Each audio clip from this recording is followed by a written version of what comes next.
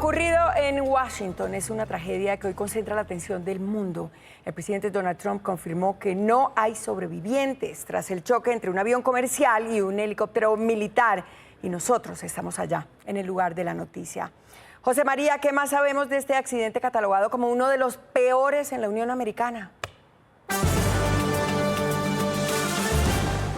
Buenas tardes, ya son 28 los cuerpos que se han recuperado del agua del río Potomac. Nosotros estamos en el costado norte del aeropuerto Ronald Reagan, el aeropuerto nacional, donde ya se instala el Comando Central de la Investigación, no solo de las labores de recuperación de restos mortales, de las víctimas fatales, sino también de las labores de peritaje. Han llegado camiones negros, han llegado distintos equipamientos que están siendo instalados en carpas, aquí justo detrás de donde estamos nosotros. Y también las últimas horas habló finalmente frente a la Cámara y en una larga conferencia de prensa el presidente de los Estados Unidos, quien por cierto lamentó lo que ha ocurrido con las 67 víctimas de esta colisión, pero también se atrevió a señalar algunas hipótesis o a apuntar algunas responsabilidades respecto a qué podría haber ocurrido que llevó a esta colisión en pleno vuelo del helicóptero militar con el avión de pasajeros. Escuchemos parte de lo que dijo el presidente de los Estados Unidos.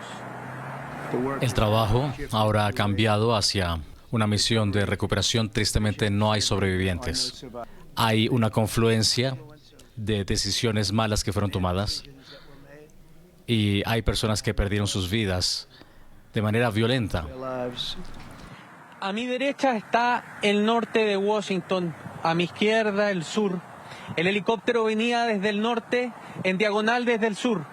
El avión CRJ-700 de American Eagle que venía con 60 pasajeros y 4 tripulantes a bordo. Justo al frente nuestro, sobre el río Potomac, a solo 150 metros de tocar la pista, colisionaron en el aire. El helicóptero alcanzó a decirle a la torre de control que tenía a la vista el avión. En una zona de mucho tráfico esto suele ocurrir, helicópteros que se cruzan con aviones. La pregunta que todos se hacen es por qué finalmente no lo evadió. Reconstruimos el accidente de anoche en el siguiente informe. Eran las 8:47 de la noche del miércoles cuando el sonido de una explosión sacudió el área entre Washington, D.C. y Virginia. I was getting ready to go to bed.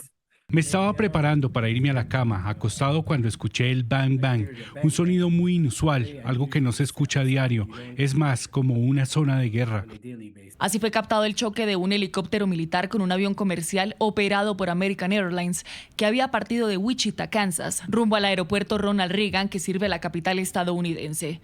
Allí viajaban 60 personas y 4 miembros de la tripulación, y en el Black Hawk, que adelantaba un vuelo de entrenamiento, iban 3 soldados. Este audio del control de tráfico aéreo revela la conversación con los ocupantes del helicóptero ante una visual del vuelo 5342.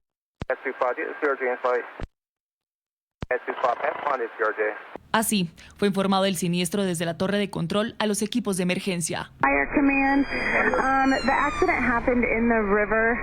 Both the helicopter and the plane crashed in the river. It's east of the approach end of runway 33. Es justo en las aguas gélidas del río Potomac donde unos 300 agentes de diferentes entidades enfocan las tareas de recuperación de cuerpos al descartar que haya sobrevivientes.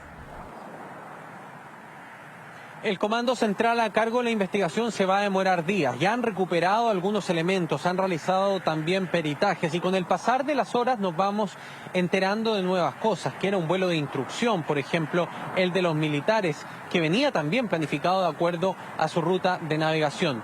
¿Cuáles son los antecedentes que han surgido desde las autoridades y las primeras hipótesis que hay sobre este accidente? Veamos el informe. Según las autoridades estadounidenses, tanto el vuelo comercial como el helicóptero militar involucrados en el accidente aéreo mantuvieron su patrón normal de ruta.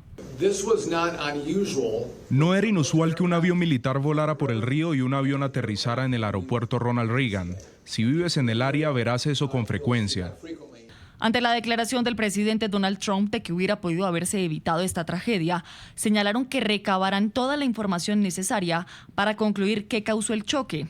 Por ahora, confirman el hallazgo de ambas aeronaves. El fuselaje del avión American Airlines estaba invertido. Se ha localizado en 3 secciones diferentes. Aunque la lista de pasajeros no ha sido divulgada de manera oficial, se conoce que entre los viajeros estaban patinadores estadounidenses y algunos de sus familiares que habían asistido a un campeonato de patinaje en Wichita, Kansas, de donde salió la aeronave. Ya lo estábamos escuchando en el informe, todavía no se tiene la lista oficial de pasajeros, pero se comienza a conocer la identidad de alguna de las víctimas y se sabe que allí también iban patinadores rusos, no solamente estadounidenses. José María, ¿qué sabemos sobre estos patinadores? ¿Qué sabemos de su historia? Claro, y es que es una información que no la están dando las autoridades de los Estados Unidos, la ha publicado el Kremlin, y perdóname lo poco ortodoxo, pero yo no hablo ruso, entonces los nombres son un poco complicados. Estamos hablando de campeones mundiales en 1994, Yevgenia Chryshova y Vladimir Naumov.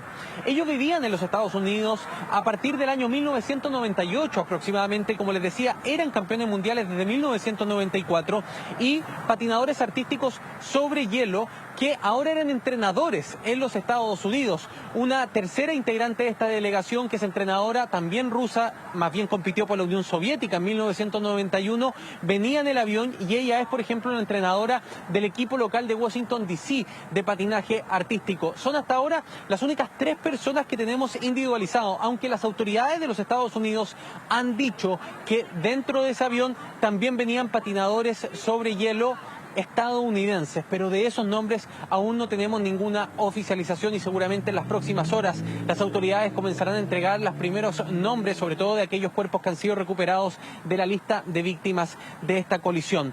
Noticias RCN se va a mantener desplegado. En un momento nos vamos al terminal número 1, donde habrá un nuevo briefing de las autoridades. Estaremos también en zonas de distintos rescates y nos mantenemos, por cierto, con la información fluyendo desde este lugar. Vuelvo con ustedes. Muy a menudo en mi trabajo uso las grabaciones de ellos para mostrarles a mis estudiantes cómo se debe hacer. Además eran como mis hijos. He estado entrenando a Xenia desde que tenía 11 años y a Vadik desde que tenía 14.